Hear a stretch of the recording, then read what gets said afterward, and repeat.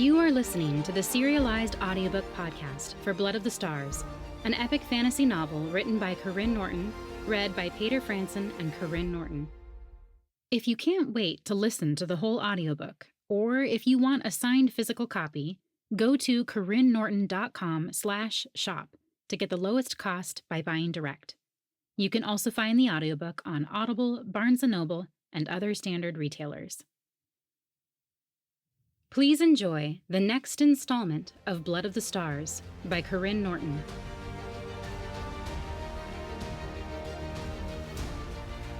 Chapter 34. Aura remained in a ball on the ground, focusing somewhere beyond Karyne, even past Thalahan, Breve, and Riverin. Her gaze centered on the visions that would plague her every moment of every day if she didn't hold them at bay. Visions she'd ignored for much of the last 1,000 years as she preserved the magic threatening to slip through her fingers. "What do you mean it's killing her?" Karyne asked. "Prophecies have been set in motion," she said. "Curses. They're all colliding." She released his wrist, then shifted to her hands and knees, dizziness overtaking her. Interfering was not her way. She was not meant to change outcomes. She was not meant to get involved. But how could she undo her wrongs without making change? Without interfering? "What do you mean about prophecies and curses?" Karyne kneeled beside her, the concern in his face not for her. It made him more endearing to know that he felt so much for someone so far out of his reach. She sat back on her heels, catching her breath. It was put into motion generations ago. Aura fidgeted with the braid at her wrist, her focus shifting past Karyne once more. "We couldn't stop what happened tonight. We can't stop some of the things that are coming." "You're speaking in riddles," he hissed. She flinched, then closed her eyes. It was easy to forget how hard it was to see things from a single point in time. She took several deep breaths before opening her eyes and speaking again. "Imagine a decision being made. Maybe to have a child. Maybe to start a war. Maybe to simply eat a meal. That action carries over into the future, like how throwing a stone makes ripples in a pond. It can't be changed or stopped. The effects will be felt through future generations. But the things in the path of the ripple, maybe a lily pad or a boat, they can be moved. So the ripple affects them at just the right time, in just the right place." He shook his head. "You're still not making any sense." She wasn't trying to make sense to Karyne. She was trying to make sense of the confusing thoughts swirling through her.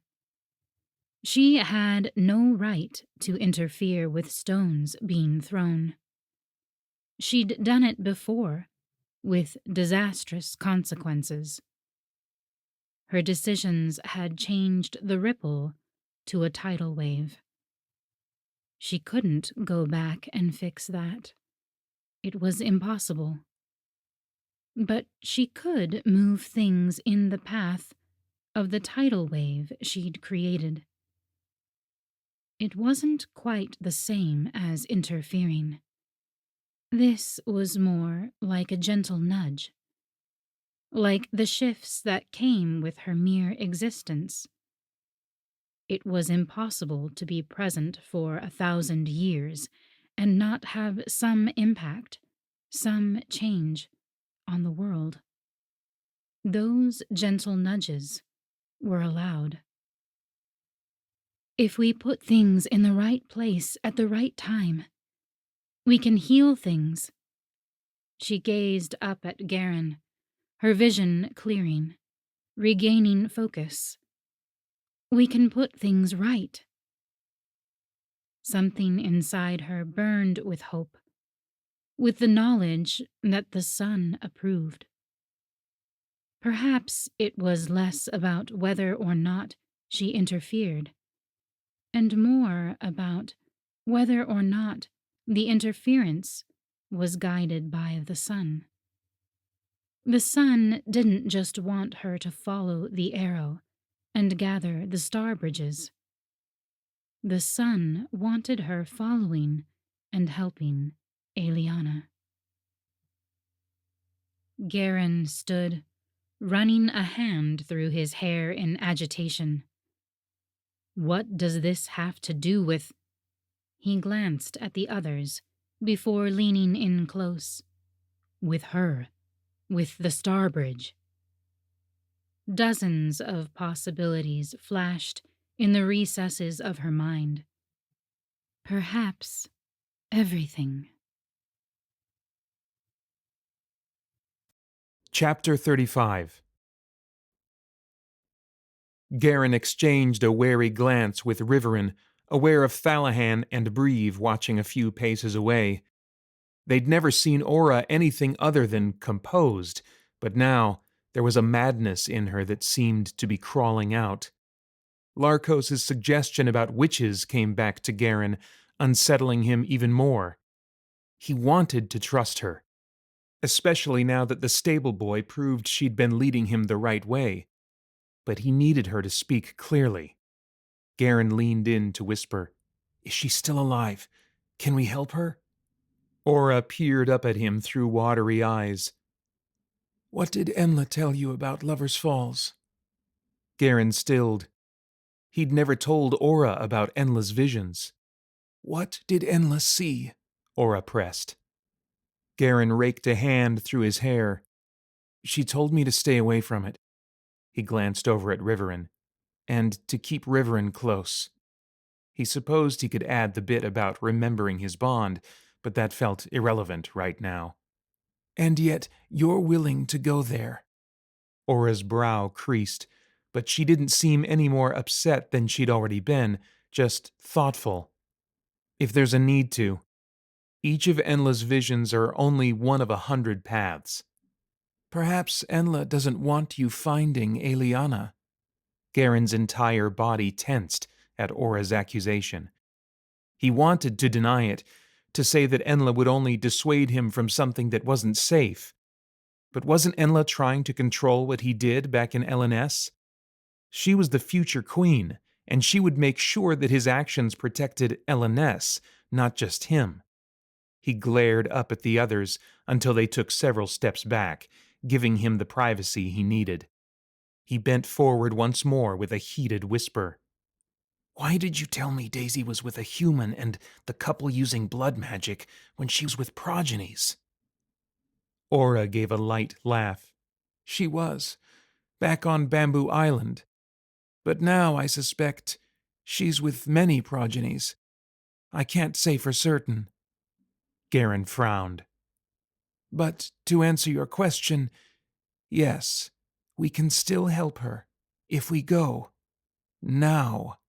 She stood, using Karyne's shoulder to push herself up.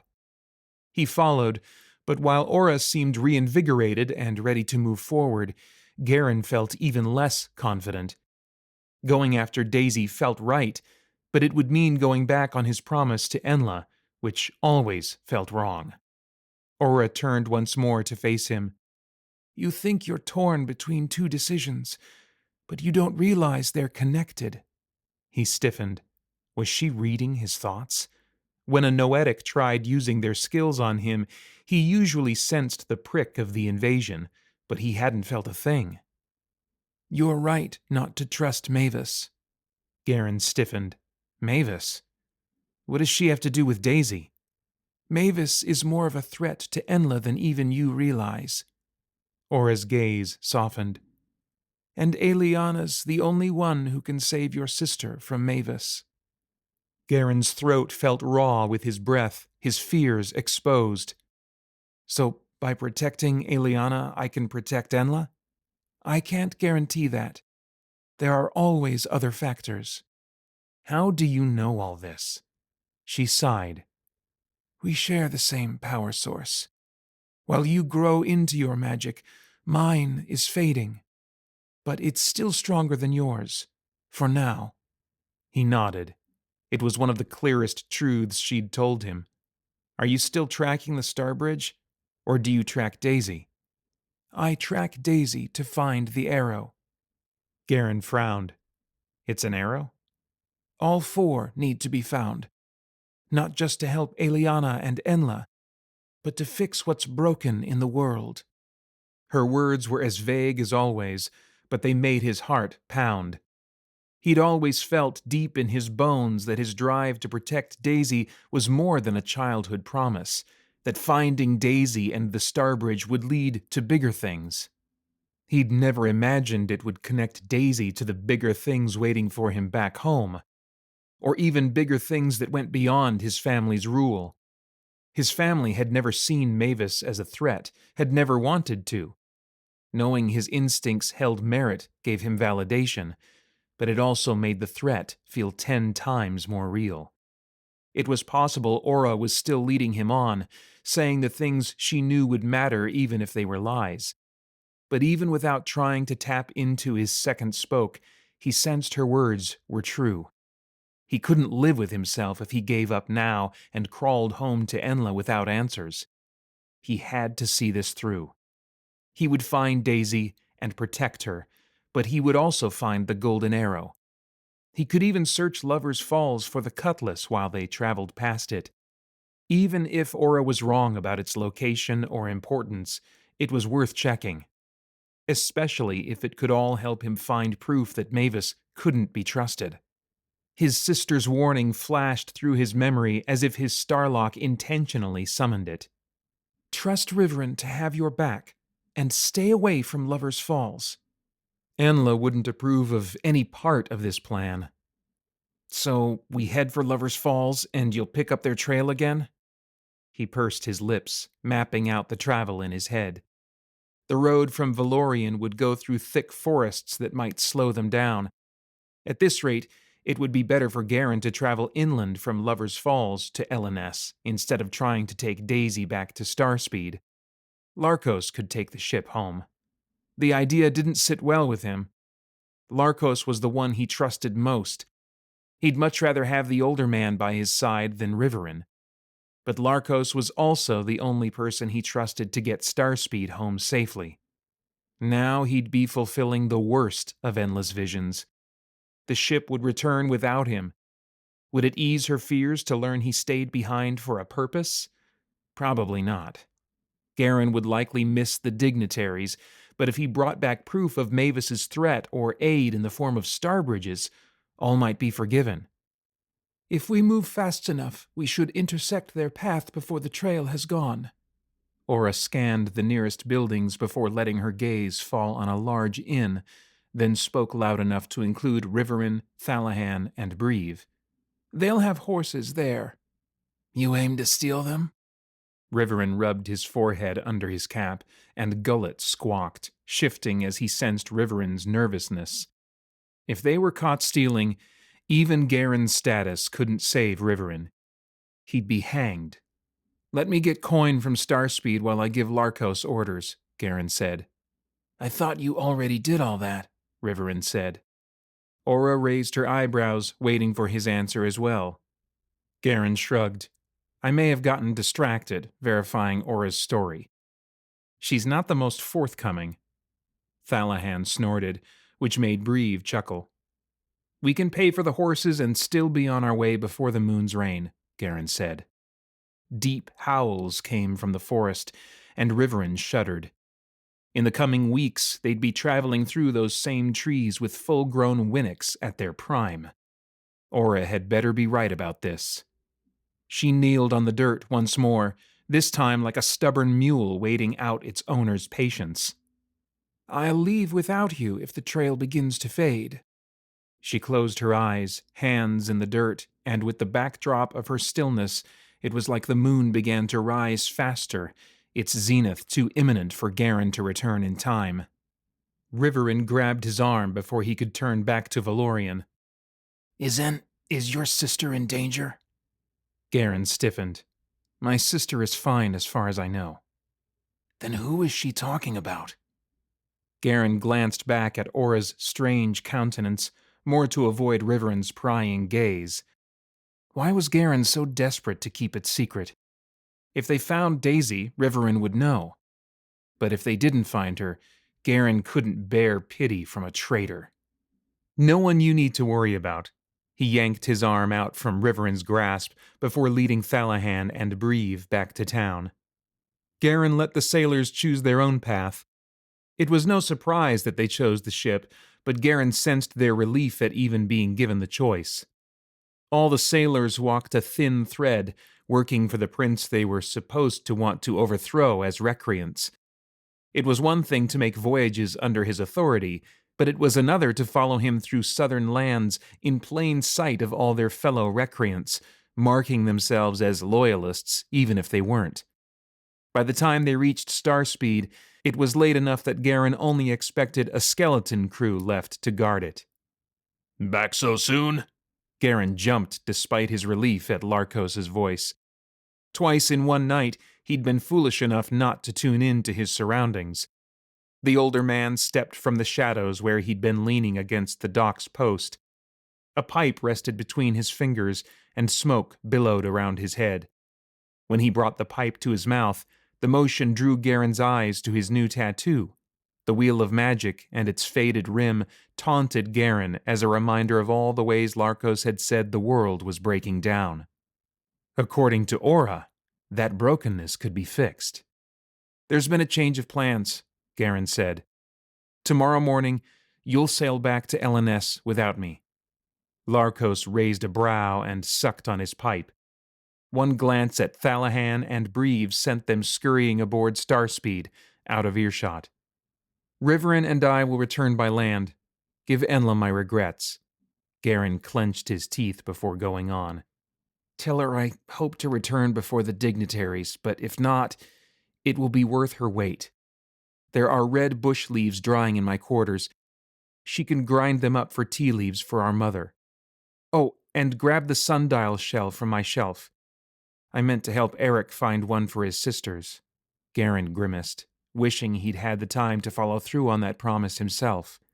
Moonlight reflected off the water, making the questions in Larkos's eyes dance. "What should I tell the men?" Thalahan and Breve overheard enough to keep them talking for the entire trip back. Larkos grunted and let out a puff of smoke. "Are they going to say you're looking out for your men, or for yourself?" Karyne tensed. What's that supposed to mean? "You shirk your role as throne warden to your sister, but not because you think someone else has the right to step into that role. Be careful you're not still entrenched in the way you were raised, the way they hammered the lies into your brain until they sounded like truth." Larkos leaned forward, tapping Karyne's temple with his stubby fingers. "If you're doing something that matters, Thalahan and Breve will see that. If you're going off on treasure hunts, well, they'll see that too." His words held no bite, but they still stung. "This isn't just about treasure hunts." Karyne ran a hand through his hair and stepped away from Larkos. "This decision is best for everyone. For the men, for me, for our nation." He bit his cheek. Enla wouldn't like it, but that didn't mean it wasn't the best decision for her either. "That's all I asked then. Just making sure you're looking out for the men. It matters if you want them to look out for you." Larkos winked, unconcerned over Karyne's irritation. He blew smoke out the side of his mouth. "Taking the lasses with you?" Karyne opened his mouth to agree, thinking of Aura, then froze. Oh, sun's fire! Lenda! He spun to face the town as if he could see her beyond the town's revelry. Karyne doubted Aura would wait much longer. There was no chance for him to warn Lenda or send her back to the ship. I'll need you to send a sailor to collect her in the morning. Take her back to LNS. Larkos chuckled darkly. You really are determined to make her hate you. Karyne frowned, remembering Enla's insistence that Lenda go with him. What had Enla seen in the paths without Lenda? Something that wasn't good for Karyne or Enla's plans for Karyne? He shook the thought away, hating that Aura's suggestion could make him question his sister's motives. She's not ready for this kind of travel, Karyne insisted. It's for her own good. Larkos only laughed harder, waving Karyne toward the ship to gather his supplies. Despite the older man's teasing, it would be hard for Karyne to leave behind the father figure, especially knowing he'd only have Riverin and Aura for company. Thalahan and Breve offered their assistance, going so far as to help him find and load 3 horses. He headed for the place he'd last seen Aura with her hands buried in the soil, but when the fields came into view, Aura and Riverin were gone. He rubbed his horse's side, hoping it would cancel out the agitation the black gelding was sure to be sensing. The gelding snorted and turned, showing off the white stripe down his nose like the fur on the back of a skunk. A howl whined in the distance, and the chestnut mare he'd taken for Aura and the roan gelding he'd taken for Riverin grew equally nervous, pulling at their bits. He'd attached their reins to his own horse, and the 3 started a strange dance. He'd have to ride toward Lover's Falls. Catching up wouldn't be an issue with them on foot. The bigger concern was passing them. Karyne rode to the edge of the forest where he let his mount lead, the horse finding the path familiar to him into the woods thick with bamboo and vines that looked threatening by the light of the moon. Another Winix howled. Karyne heightened his senses, preparing to tune in to his surroundings for any danger when something swooped from the sky and dug claws into his shoulder. He readied himself to attack, pulling energy from the starlock burning over his chest, before recognizing the bird nipping at his ear. Gullet. The hawk readjusted, its claws finding new places to make holes in Karyne's shoulder. He winced as blood beaded up on his shirt. Am I supposed to be thankful he sent you to find me? Gullet's beady eye stared back. Memories poured through Karyne without his permission. Finding the bird when it was just an eyas, his soft brown feathers tickling Karyne's skin as he slept in Karyne's arms, helping Riverin feed him, then laughing as Riverin took to carrying him around like a baby, Riverin training him to hunt, and Karyne recalling the bird's memories to speed up recognition of Riverin's whistles. Gullet returning the favor by pooping on Karyne's head. Yeah, you know I don't like you. I probably like you even less than I like Riverin. The bird cocked his head, then took off, the scrape of talons when taking flight more painful than the initial landing. Karyne followed the hawk as it flew from tree to tree, and before long, his senses caught the trail of heat, the memory of Aura and Riverin, just ahead of him in the woods. He nudged the gelding's side, picking up the pace. When Gullet disappeared, Karyne knew Aura and Riverin had to be around the bend. Took you long enough, Riverin complained the moment they were in sight. Still, he beamed at the roan before holding out his hand and complimenting the horse in hushed tones. Karyne pictured Riverin in the royal stables, taking a hand from stall to stall, reassuring each animal individually. What could Riverin have accomplished if he hadn't been stripped of his starlock? He shoved down the twinge of remorse. Riverin didn't deserve his pity. It was too close to understanding, and Karyne could never understand how a man who had loved a woman could break the bond connecting them. Karyne might not love Lenda, but he still wouldn't break their bond. Karyne winced as his bond mark twinged, a reminder of how he'd left Lenda back in Valorian. Breaking a bond was dishonorable, but was it any better than marrying a bondmate you could never love? A sense of longing flared in Karyne, one that left him uneasy. He still hated Riverin for what he'd done to Enla, but a small part of him was jealous of the other man's freedom. It made Karyne no better than the traitor. Aura ran a calming hand along her mare before leaping astride her back and silently taking the lead. Karyne followed, not bothering to see if Riverin fell in line. I hope you enjoyed listening to the latest installment of Blood of the Stars by Karyne Norton. If you enjoy listening to this narration, you might also enjoy listening to his audio dramas at spiritblade.com or his podcast, Christian Geek Central, where he discusses movies, video games, and all things enjoyed by self-proclaimed geeks from a Christian worldview. Thanks so much for listening.